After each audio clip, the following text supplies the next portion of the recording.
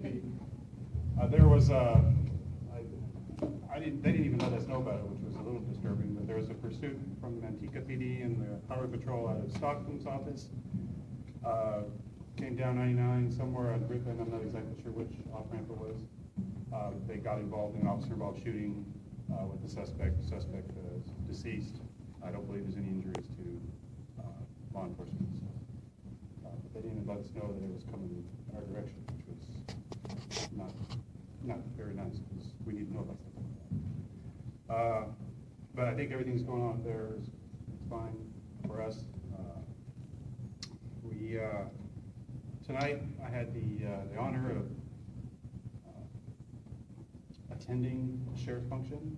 Your sheriff's department had a function where they were honoring some of the members of the sheriff's department team, both uniformed and non-uniformed. It's a wonderful ceremony for your department, and it was I don't know, I was just happy to be able to be there. Did you hear? Yes. Good. The good news. The good news. The good news. I was hoping you heard it too. I did. I happened to be going through a pile of papers, and I thought it was the original letter, so I was about to dismiss it, and then I just kind of briefly went over it.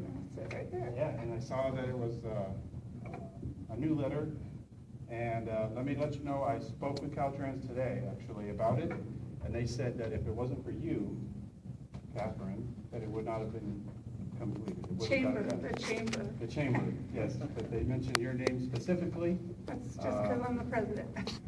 And we had an officer who since retired, who tried to do the same thing. Same power that your chamber has. So. What is it? Yeah, thanks. We have a problem with big rig trucks parking on the northbound Hammett off-ramp, and they leave trash, feces, and urine on the shoulder. And then the wonderful chamber people have to go and clean it up. So it's a little bit of a hazmat situation. It's a little disgusting. So technically it's a freeway, and they're not allowed to stop on the freeway, but it's kind of it's like a gray area. So we went with Caltrans, and the chamber went with Caltrans, and I also got with Caltrans and they said, hey, can we get some signs posted that specifically say no parking on the ramp? So they did a study. I'm not sure why they needed to do a study, but they're a state agency, they have to do a study. They did a study, and they found that yes, signs would be a good idea, so they're gonna put signs on the ramp. So now if any trucks park there, I don't have any hard feelings going up and writing the truck driver a ticket for parking on the shoulder. Hopefully that'll keep the shoulder clean, and that way we don't have to deal with that kind of, or you don't have to deal with that kind of nasty. So good job. Yes, we're happy. We're very happy about that.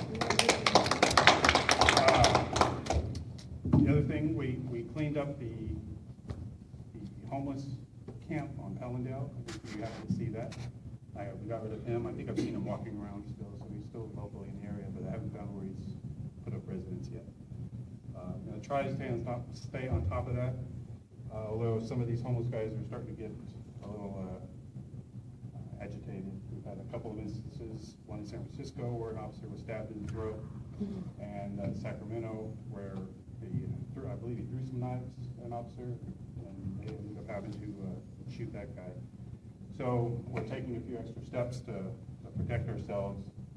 So being short-staffed, we have to wait till I have enough manpower to go and do these things. But I want to try and stay on top of it before they get too entrenched into it and then just shoo them away. They're from here, so they're not going to go. Well, Brian is not though. Well, Brian's not from here. Brian's from He's San from Francisco. Texas. Yeah, via Texas. Is he talking about Robert and? Brian's the one-handed guy. Okay. Yeah, Brian has the one hand. The guy that was there was a different guy. It wasn't Brian. So I'm not sure who that was. Elliot, I think his name was. Yeah. Is it Elton? Elton or Elliot? Yeah, something like that. Morgan. But we'll try and stay on top of things. Are we talking about the three guys that were over there last Friday? Because I called the sheriffs on those. I saw one was standing up urinating, and that's the reason I saw them, because they were kind of like below the scrub. And I called, the sheriff showed up about an hour later, and one was arrested, and I guess the two others scampered. But the business owner, and I complained to him, did nothing as of yesterday. All their stuff was still out there. Nothing had been cleaned up. I saw a sheriff's work honor firm detail or whatever, and they picked up. And I let them know that there was all that stuff there from the other three that had been encamped in there, and they were supposed to come back today and clean that all up, but the business owner is non-reactive to it. I've asked him, I don't know how many times, when he sees people out there camping, call the sheriffs. Is this a Carl's Jr.? No, AMPM. Oh, AM here. And it's on AMPM side, or is it on the freeway side? This was on the AMPM side, on the business side, so. Now, I don't know how the sheriff operates, but with Caltrans, for these guys that are on state property, we have to treat them as if they have a house.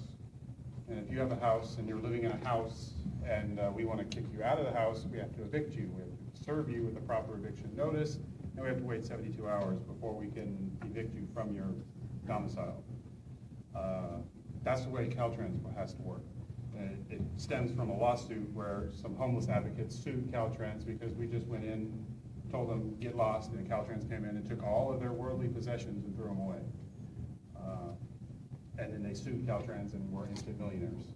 So the homeless advocates made us have to evict them. So Stanislaus County may go do the same thing. They may have to post an eviction notice, wait 72 hours, and then come back. I think that was because it was on private property. Again, like I said, one was arrested, I don't know what he was arrested for, maybe not saying been for, but the two others campered, and I'm assuming they probably had something out for them too, that's why they, Well, they don't want to go to jail.